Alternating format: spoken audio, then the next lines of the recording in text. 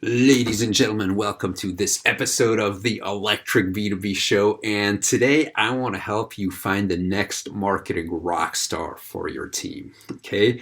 And I'm going to help you do that by tackling two myths that are out there that surround hiring marketers. Okay.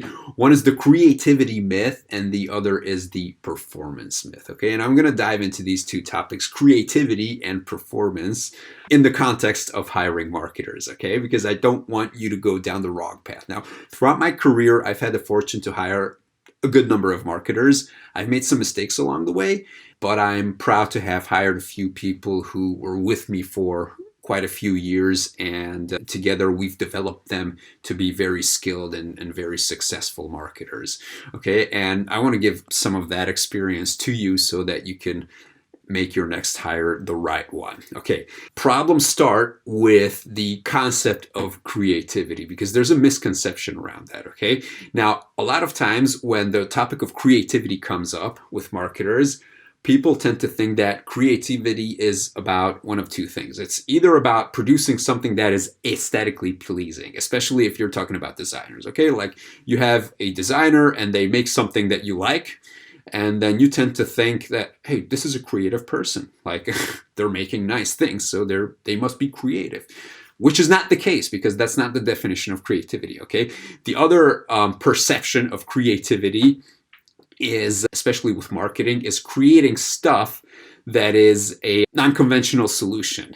Like when you have the experience like, hey, wow, this campaign, it's not really conventional. I wouldn't have thought of that. So that's a creative solution, okay? And this definition, this understanding of creativity is also wrong, okay? Now, for the purposes of our conversation today, I want to define creativity somewhat differently, okay? When I think of creativity, I think it comes down to three things, or the combination of three things, okay? And one is knowledge, the other is curiosity, and the third component is the boldness and the willingness to fail and learn, okay? Knowledge, curiosity, and boldness. When these things combine and meet, then creative solutions emerge, okay? And I'm gonna go into each one because it's really gonna help you hire for the right qualities and look for the right qualities when you're talking to candidates, job candidates. Knowledge is, I think, the most important component of creativity because when you're looking for a marketer, a lot of times what seems to be a creative solution from the outside is actually the application of a template or a swipe file. And there's nothing wrong with that. Like nothing in the world is wrong with that because the best copywriters, the best advertisers, the best marketers in the world have a massive collection of swipe files, templates, formulas, you name it, that they read religiously and they resort to very often. Okay, so it's the most natural thing in the world to have a backup of files and just to know what successful campaigns have been produced in the last, 60 or 70 years of advertising history, and to just copy successful solutions. Obviously, there's a way to copy solutions the right way, but don't make it into plagiarism. but there's a right way to do this. But the best marketers have a vast and expansive knowledge of both like stuff on their hard drive as well as stuff up here that they can resort to. Okay, I'm going to give you an example. For example, a couple of years ago, I was called up by a SaaS company and they were having challenges. They said, okay, number one, we have to raise our price. Number two, we want to completely change the name of the company and change the name of the brand. So there's going to be some rebranding.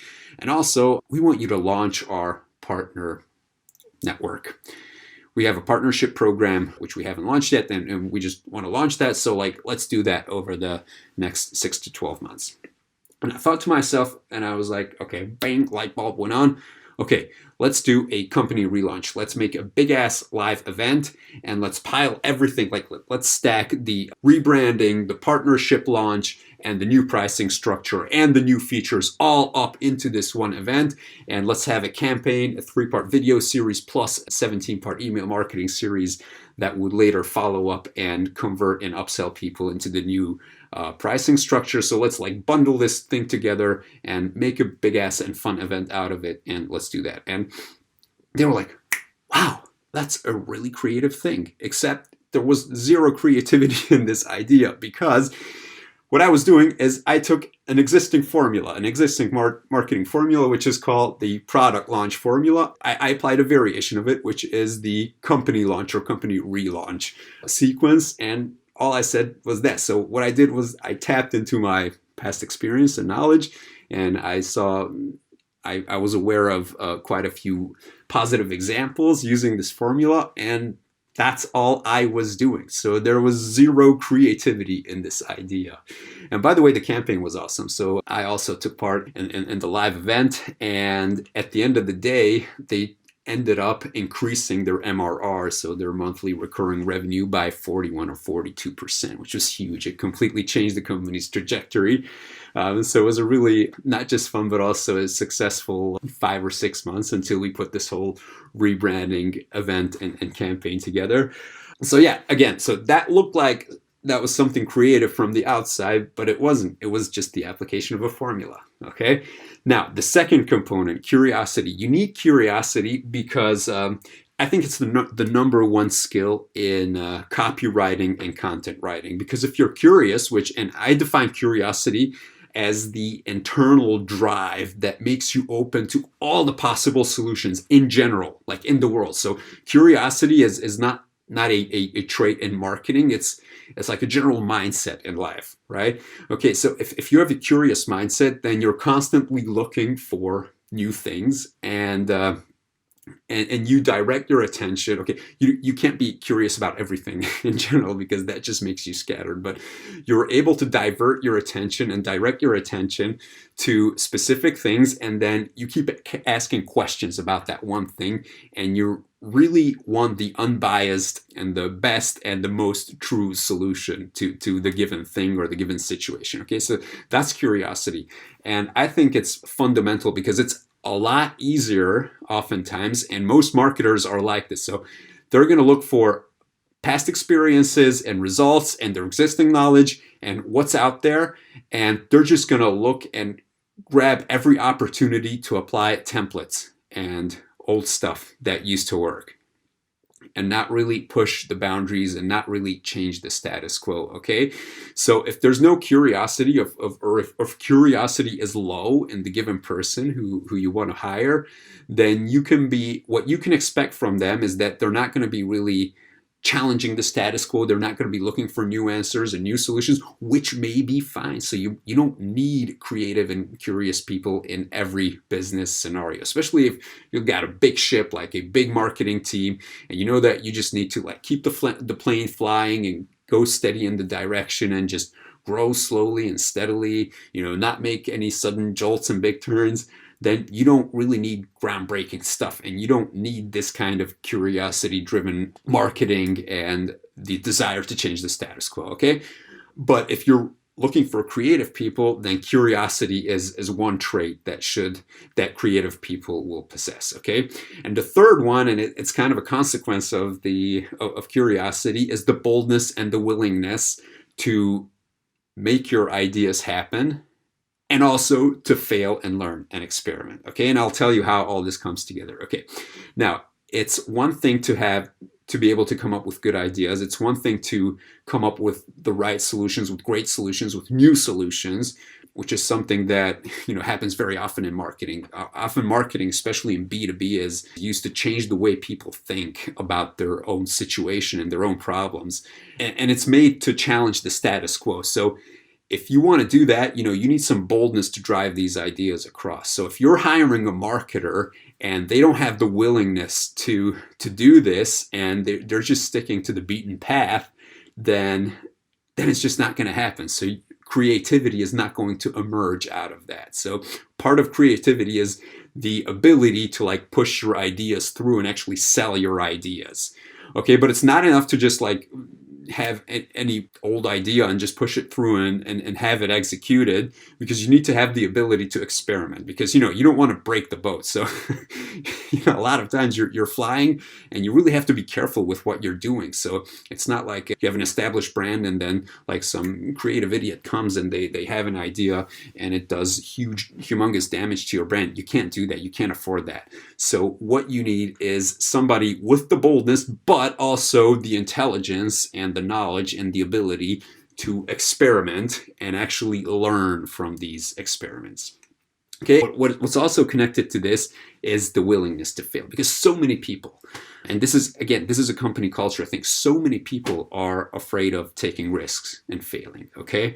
Having said that, disclaimer, like there are times in life when you want to play it safe and you want to stay inside the comfort zone and you don't want to push things, okay? There are times in life. I just haven't come across one over 41 years. Okay, so most marketers who are looking to grow, and again, if you're looking to hire somebody whom you're expecting to make like big improvements with and grow revenue real hard with, then you're going to want them to have this boldness mindset where they're pushing everybody's comfort zone, including yours.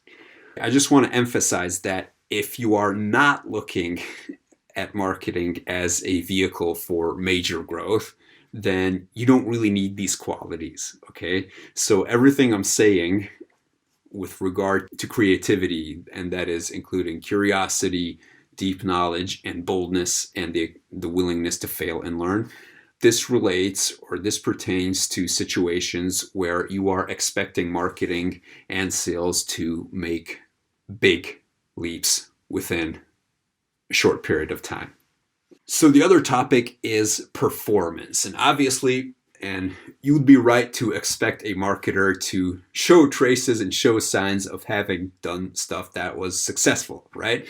And the most common question in job interviews is, okay, well, dear John or Jane, tell me about a recent success you've had in your previous position, something that you're proud of. And then a good candidate will tell you like very specific things, and they'll tell you numbers. Such as, okay, so we needed to sell our product, so I came up with a webinar campaign and I produced 3 emails, I produced a webinar, we had some follow-up, we had some SDR action in there, and bam, we sold stuff. Revenue was up, whatever percent, return on investment was 2.75x, and everybody was super happy.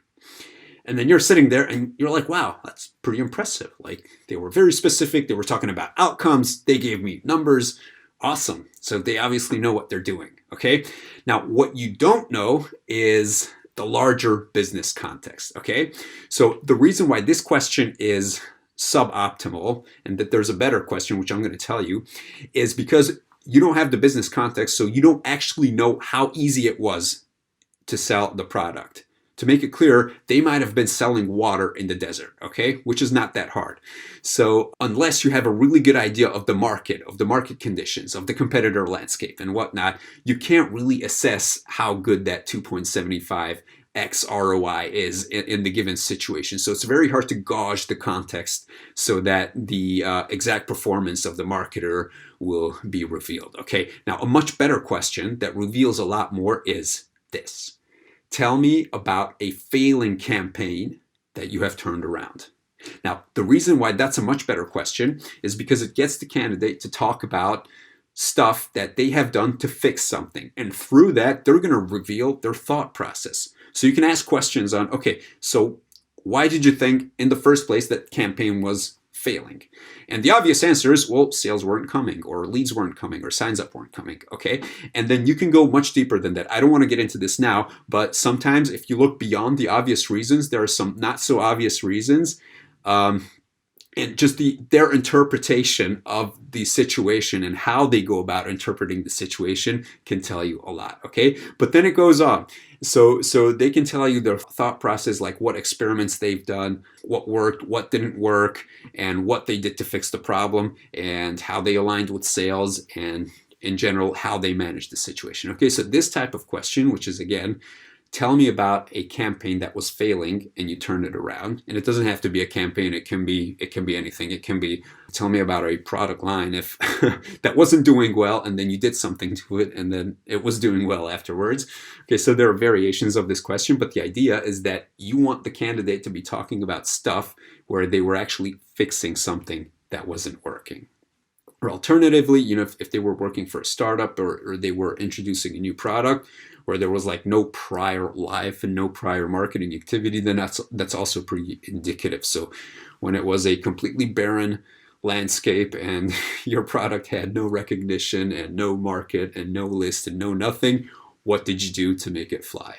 Okay, so that would be indicative of their skills and their experience.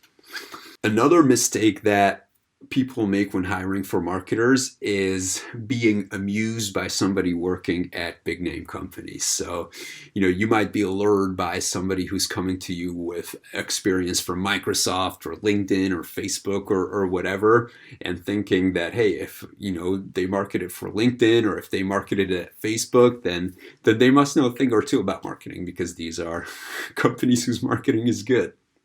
Except that Facebook doesn't really have any self-marketing, so that wasn't the perfect example, but you get the point.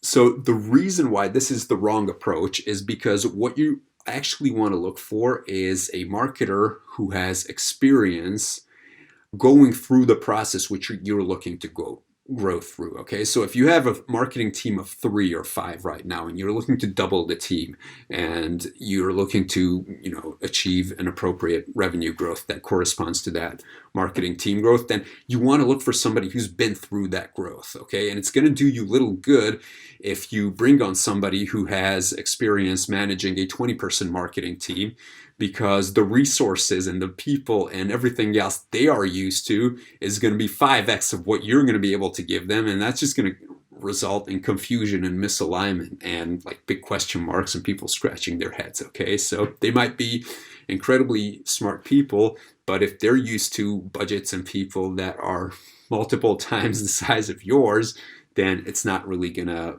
help you. They're not going to be able to help you. Okay.